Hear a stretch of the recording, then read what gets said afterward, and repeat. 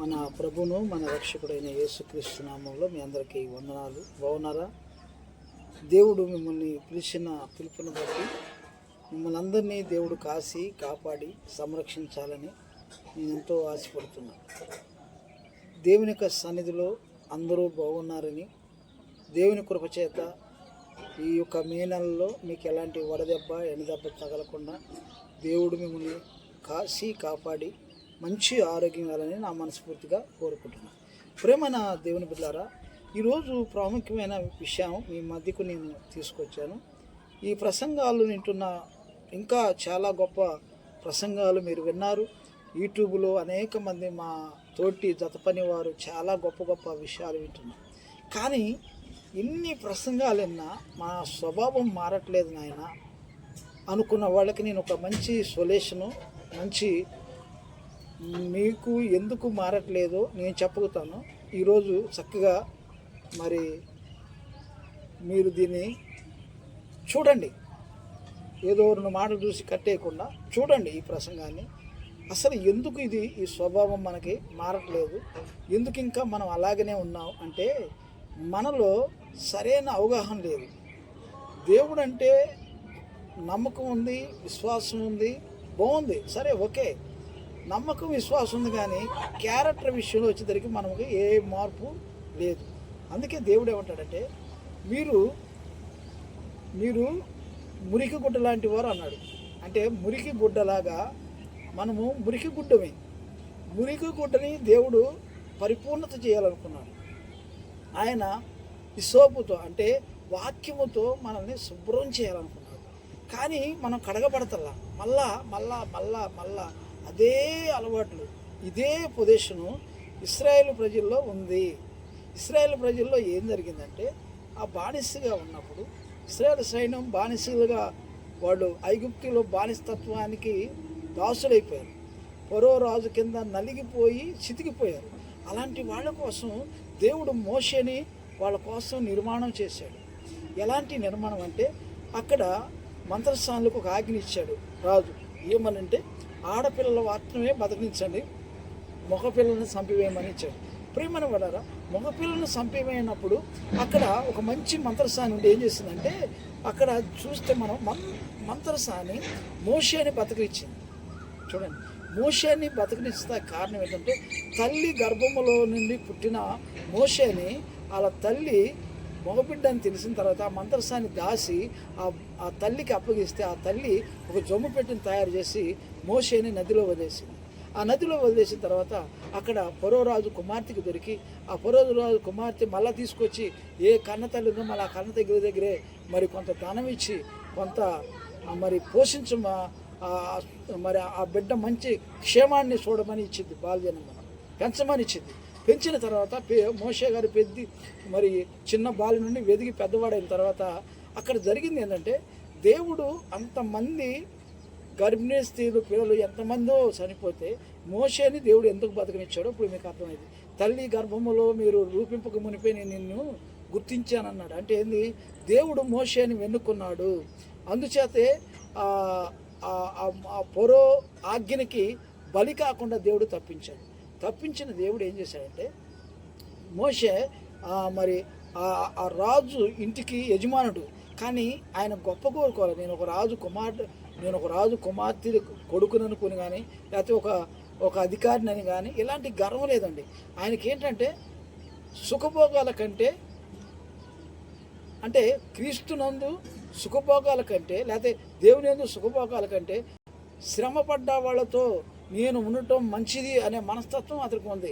అందుచేతనే ఆ రాజ్య సింహాసాన్ని వదిలివచ్చి రాజు కుమార్తె కొడుకుని అనిపించుకోకుండా ఒక రాణి కుమార్తెని అనిపించుకునేది కాకుండా లేకపోతే ఆ దేశానికే ఐగుప్తి దేశానికి నేను ఒక గొప్ప రాజు, నేను నా తల్లి ఒక రాణికి కడుపును పుట్టే నేను అని అలాంటి తలంచలేదు. కానీ బానిసలుగా నలిగిపోతున్న వారి గురించి ఆలోచించి వాళ్ళని విడిపించుకుని అద్భుతమైన సూచక్రియలు చేసి ఆ మహత్వ కార్యాలు చేసి ఎన్నో చేసి విడిపించుకుని మరి ప్రయాణం చేస్తున్నప్పుడు సీనాయి అరణ్యంలోకి ప్రయాణం వెళ్తుండగా ఒక ఎర్ర సముద్రం అడ్డొస్తే ఆ సీనాయి అరణ్యం వెళ్ళటానికి ముందుగా ఆ అరణ్యంలోకి వెళ్ళే ముందుగా మరి ఎర్ర సముద్రం అడ్డొస్తే ఆ ఎర్ర సముద్రం కాడ 2 పాయలు చేసి ఒక ఆరిన నేలగా దేవుడు చేస్తే వీళ్ళు వెళ్ళారు. ఓకే, బాగుంది.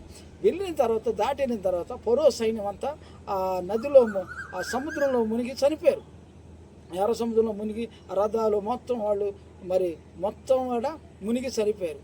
ఎందుకు నేను ఈ మాట అన్నానంటే ఫరో సైన్యం అంతా మునిగి చనిపోతే మరి వీళ్ళు ఎందుకు బయటికి పడ్డారంటే దేవుడు మోషేని ఎన్నుకుని వీళ్ళని విడిపించాడు. కానీ ఇక్కడ ఏం జరిగిందంటే అయినా ఇన్ని అద్భుతాలు జరిగినా కానీ వీళ్ళు ఐగుప్తులో దోసకాయ కూర ఈ కూరలు గుర్తొస్తున్నాయి. కానీ అయ్యో మా దేవుడు ఆ బానిస నుంచి తప్పించాడు, ఆయన ఏది పెడితే అది తిందామని అనుకోకుండా మోషేని అనేకమైన కోరికలు కోరారు. మరి మేము అక్కడుంటే మాంసం తినేవాళ్ళన్నాం, అక్కడంటే ఎర్ర దోసకాయ కూరలు ఏ చెప్పుకొచ్చారు. మోషేని ఇబ్బంది పెడుతున్నారు. అప్పటికి పూరేడు పిట్టలు కురిపించి వాళ్ళకి మరి కడుపు నిండా అన్నం పెట్టాడు.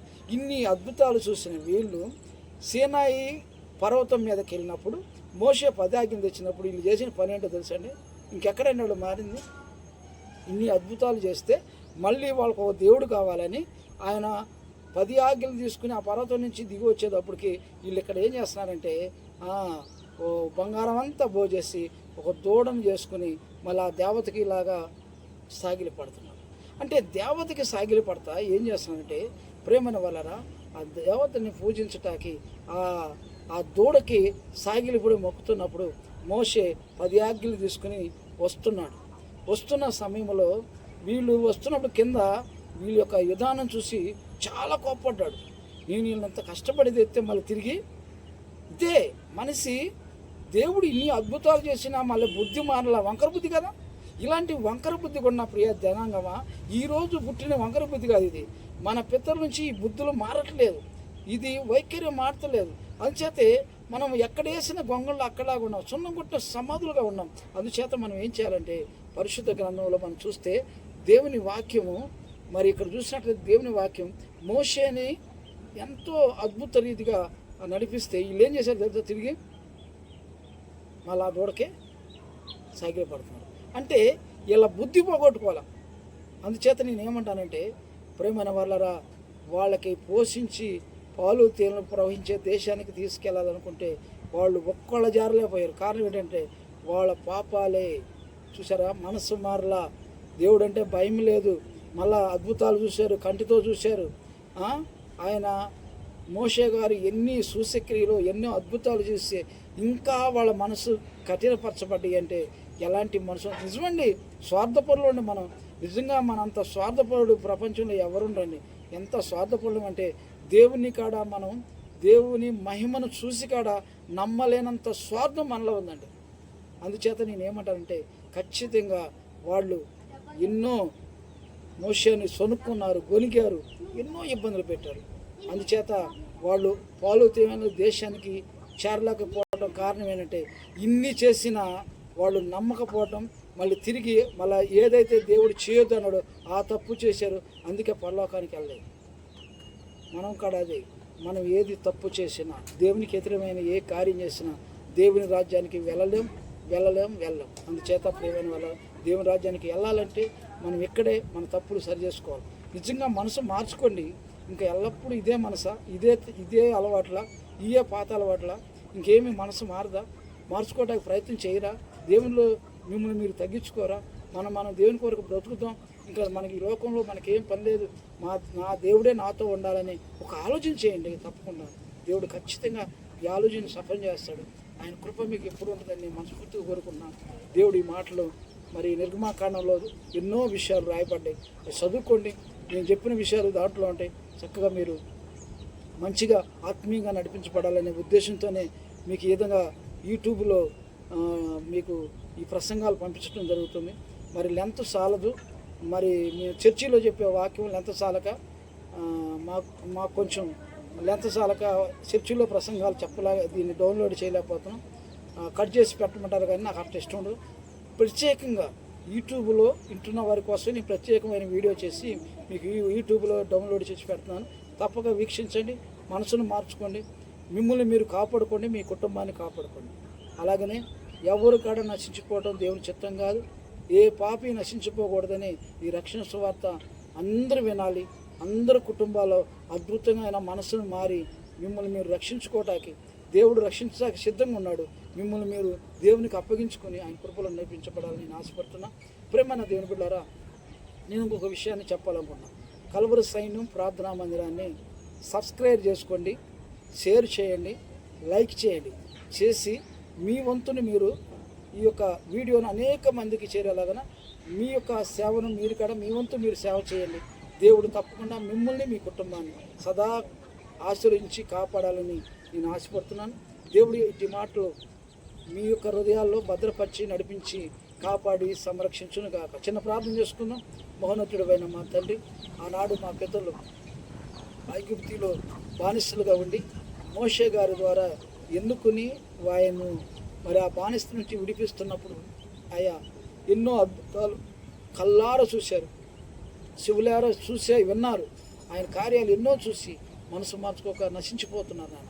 అలాగే నశించిపోయారు నాన్న. అలాగే ఈనాడు ప్రజలు కాడ నిన్ను ఉన్నావని గుర్తించి కాడ ఇంకా అదే అలవాట్లు, అదే పాత బుద్ధి స్వభావం మారకన నశించిపోతున్న వారు ఎందరున్నారో వాళ్ళ స్వభావాలు మార్చుకుని, వాళ్ళ ఆలోచనలు మార్చుకుని నీ వైపు నాయన, నీ వైపు చూసి నీకు మహిమకరంగా ఉండేలాగా సహాయం చేయమని, ఆయా దేశాల్లో జాబ్ చేస్తున్నవారు, పొలం పనులు చేసుకుంటున్నవారు, వ్యవసాయం చేసుకుంటున్నవారు, అలాగే నాయన మా దేశాన్ని నాయన ఆంధ్రప్రదేశ్లో నాయన మరి ఒక సైన్యం బోర్డర్ దగ్గర మిలిటరీ సైన్యం మా కోసం ఎంతో భార్య బిడ్డలో పెట్టి మరి వాళ్ళు ఆ చుట్టుపక్కల నాయన మా బోర్డర్లో ఉండి కావేలు కాస్తున్నారు ఆయన. వారిని వారి కుటుంబాన్ని క్షేమంగా కాపాడి అక్కడ నాయన ఎవరికి ఎటువంటి హాని లేకుండా, ఎటువంటి నాయన ఏ మిలిటరీ వారికి ఎలాంటి హాని లేకుండా అటు మరి నాయన ఉగ్రవాదులు కావచ్చు, అటు ఉగ్రవాదులు కావచ్చు, నాయన మత విద్వేషంతో చెలరేగిపోతున్న వాళ్ళు కావచ్చు, ఎవరికి ఏ హాని నాయన ఏ హాని వారికి నాయన ఎలాంటి హాని మరణకరమైన హాని లేకుండా ఆయన కాపాడండి, సంరక్షించండి. అలాగే నాయన మా పోలీసులు వారు కూడా ఆయా మంచేదో చెడ్డేదో తెలుసుకుని సరైన న్యాయం చేస్తూ పోలీసుల్లో కూడా స్వార్థపరమైన ఆలోచనలు తీసివేసి ఆయన సమాజానికి ఉపయోగపడేలాగా ప్రతి ఒక్కరిని కాపాడమని నా మనస్ఫూర్తిగా ప్రార్థన చేస్తున్నాను. అలాగే నాయన స్వార్థం అనేది మా ఆంధ్రప్రదేశ్లో నిర్మూలన చేయండి, మత విద్వేషాలను నిర్మూలన చేయండి నాయన. మా యొక్క అధికారులు పైన మా పైన మమ్మల్ని పరిపాలిస్తున్న నాయకులు కూడా మనసులు మారాలి. ఎలాంటి మత విద్వేషాలతో వాళ్ళు కూడా ఉండకుండా తొలగించి మా యొక్క సమాజాన్ని, మా ఇండియాని ప్రభా మంచి నిర్మాణం చేసి అనేకులు నాయన ఐక్యత కలిగి ఉండేలాగా మీరు సహాయం చేయమని మా ప్రభును మా రక్షకుడు అయిన యేసుక్రీస్తు ద్వారా ప్రార్థించున్నాం తండ్రి. ఆమేన్. God bless you. అందరికీ వందనాలు.